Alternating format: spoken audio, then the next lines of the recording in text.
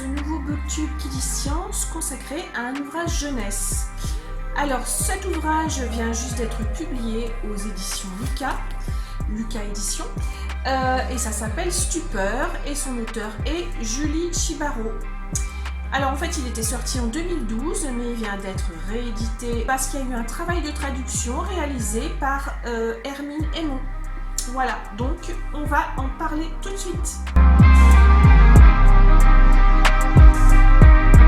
Alors ce livre s'adresse à qui? S'adresse à la jeunesse, bien sûr, à tous les adolescents qui cherchent leur voie et qui s'intéressent plus particulièrement au domaine de la santé, de la médecine, même de la recherche médicale.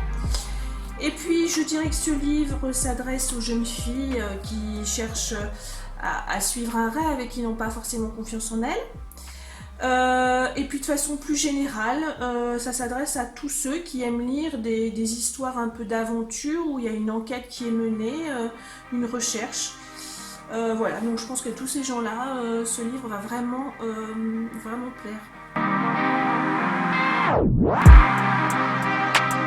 Alors, de quoi s'agit-il? Alors, toutes les scènes se passent à New York au début du XXe siècle et on suit les aventures d'une jeune fille de 16 ans, Prudence, qui a été très affectée par la perte de son frère et qui va à l'école et qui en même temps aide sa mère qui est sage-femme.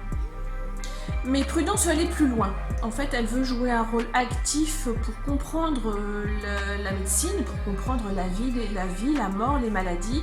Et donc, elle va avoir une opportunité qui va lui permettre de peu à peu suivre son rêve.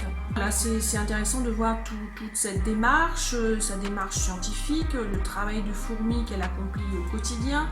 C'est intéressant de voir les rencontres qu'elle fait qui vont lui permettre d'aller plus loin et puis de la porter vraiment au plus haut. Alors oui, c'est un coup de cœur pour plusieurs raisons. D'abord parce que le personnage principal, Prudence, est une jeune fille très attachante.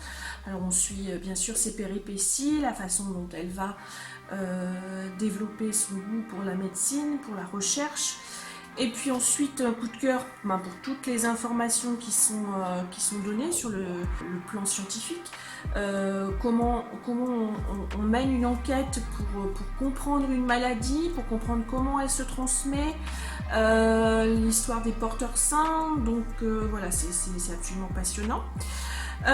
Et puis aussi, moi j'ai adoré les illustrations, elles sont super chouettes, très détaillées, beaucoup de réalisme, ici par exemple pour la fleur de chardon, et puis aussi le dessin aussi du cœur qui est très détaillé.